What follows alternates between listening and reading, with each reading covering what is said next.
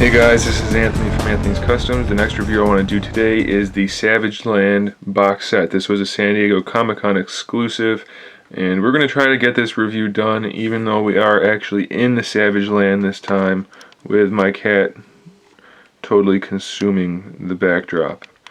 So I have minimal space, so bear with me. I'm going to try to get this done as best I can. You get 3 figures with this box set. You get the Saber-Tooth Tiger, which is named Zabu. You get Shanna, and you get Khazar. 3 figures in the box set. Usually goes for about $70, I think, on eBay at the moment. So it's a little bit pricey, but it's still a pretty cool box set. Worst thing about the box set is the Saber-Tooth Tiger. This is simply a repaint of a Saber-Tooth Tiger that they made for some other toy line, Hasbro that is. It's really not very realistic at all, so I don't really like it. I mean, it's kind of cool in its own right, but it doesn't match Marvel Legends at all. It has a lot of articulation for being an animal, but it's just kind of corny.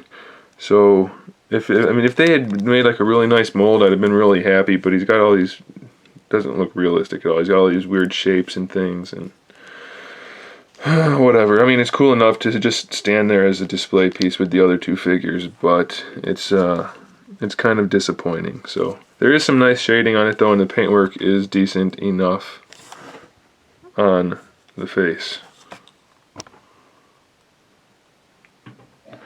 Okay, it's okay, buddy. Yay, we have some space. Alright, let's see if the cat's gonna move. Not completely. Alright. Anyway, let's go to Khazar. This is a repaint. Yes, cat's gone. Okay, let's zoom in and get this going. Alright, this is a repaint of the face-off Punisher, or the same body as the Shield Agent, really. It's got a new head, a couple of new features here and there, but overall, it's the same figure. Head sculpt is pretty good. It's not too bad at all. The hair's got some shading in it. Nice sculpt. It is hard hair though, so it's going to get in the way of the articulation a good deal. You can still get a decent swivel, but not too much forward and backward movement. Overall, the skin tones are painted pretty evenly throughout the entire figure. Really the only problems you're going to have are in the joints, where they kind of stand out a little bit as far as the skin tones, so it's not too bad. Another problem, if you look closely, hopefully we can, you can see the like the stretch marks from the suit from Punisher, and since he's not wearing any clothes, that's kind of not so good. But what are you going to do? It is what it is. So let's continue. He has full articulation, ab crunch, waist twist, ball joint shoulders, bicep swivel, double joint elbows, wrist rotation. Mine's stuck. There we go, wrist rotation, and that does it for the articulation for the hand. This is different from Punisher, obviously, and Shield Agent. Sculpted bandages. And the hands are actually sculpted pretty well. He's got fingernails and veins. So decently sculpted hands. Same on both sides, really. Nothing too special there. He has this loincloth thing, and they decided to paint it glossy. I don't really get why it's glossy. It should be the same color as these things, kind of a flat color. But it is glossy, and he has his trunks on underneath, in case you were wondering. It is painted, so it has some detail work. It's sculpted fairly well. I like that. He has this knife back here, but it's completely molded on, so don't expect to get that out as an accessory. He has the Y ball jointed hips, so they do have full range of motion, though they're a little tricky to maneuver. Double jointed knees, shin swivel, same straps as Punisher here. This is still all the same as Punisher. They glued on a different knife, but again, it's all molded. Not going to get that out as an accessory. He obviously has new feet. They're actually better than the Punisher feet because they have the ankle rocker, the ankle pivot there, plus a decent ankle rocker, so that's a nice addition. Of course, his lower legs are still the same boots, so he has really fat ankles. Same straps on the thigh as Punisher. He has this knife sheath, which didn't get any paint work, so it's just the molded ugly brown that doesn't match the rest. And he gets this knife, which is actually a fairly nicely sculpted knife, and I do like that. He can hold it fairly well. It's not great, but once you get it in his hand, you don't really have to worry too much about him dropping it. He can hold it nicely, and it's a nicely sculpted, good-sized knife. And it does fit in the sheath just like that. So that's a nice touch. Same type of foot as on the other side. So there is Khazar. Of course, he stands the same height as a Shield Agent, just over 6 inches tall. I mean, it's not exactly the same, but pretty darn close.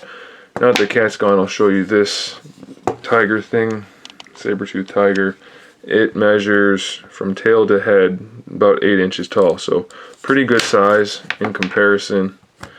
I mean, it's a nice display piece, but it would have been nice to get this to actually look like it should have. Alright, let's move on to Shanna. Now, what you're probably going to notice first off is she has two really, really nice accessories. There's one right here. It's kind of a machete thing. It's really big, and it's okay. It's kind of thin plastic, so it's wobbly and melty and warpy, but she can hold it fairly well in her right hand, so that's a nice touch. No problem there. And while we're here, we can look at the hand. It has fingernails painted. I don't think there's supposed to be that orange color on there. It's not on this hand, so I don't know how her fingernails got orange on it, but either way, the fingers and hands are sculpted nicely. On this hand and arm, she has this strap sculpted, wrap sculpted on, not a strap.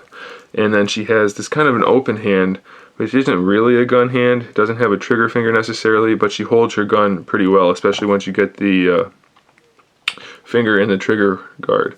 So it's just more of an open hand, which is sculpted really well. Kind of reminiscent of a soda figure, because you don't usually get the individual fingers on the smaller figures with Hasbro, but you did this time. And her gun is this rifle right here with the whatever you want to call that, some kind of cloth wrap on the front there of the barrel and the stock. And then you've got the wrap back here as well, painted very nicely. Nice sculpt work overall on the rifle with the bolt and the breech and everything. But it's soft plastic again, so it's really warpy, and it stays like that until you get it into some hot water. Otherwise, though, it's nice. Her head is kind of strange. She has this really, really big hair. Sticks up really high. I don't mind the blowing in the wind part, but it's just so high off of her head, it looks kind of strange.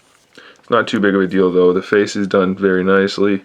The body is actually the same body as the one She-Hulk that has the cloth shirt thing that comes off. So it's a nice body.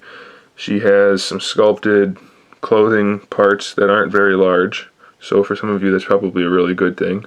It looks decent. They sculpted it well, painted fairly well. Same thing down below and on the back.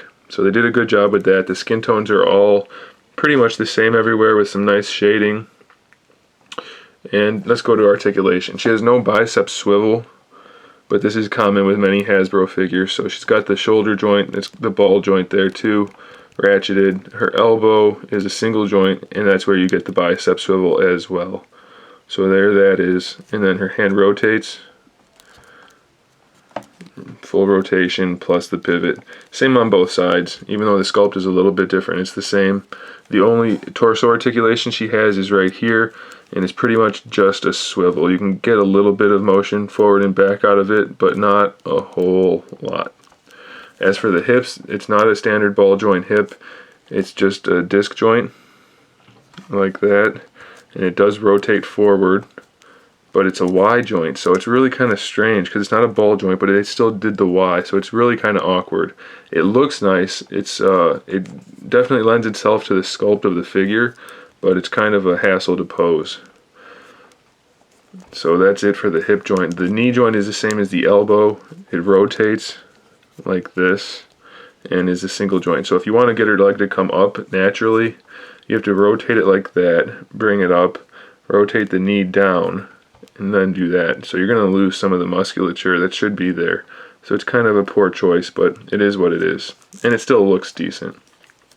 Her feet are standard Hasbro feet. They rotate and have the pivot. And her nails are painted. So that's a nice touch. So overall, they're actually really good figures, especially coming from Hasbro, because I know sometimes they get lazy, as we've seen in recent history, but they really didn't do that this time, so I'm pretty happy. You get the 3 figures in the box set, which is actually displayed really well. The box set itself is it's a really nice box, and then they are positioned nicely inside of it.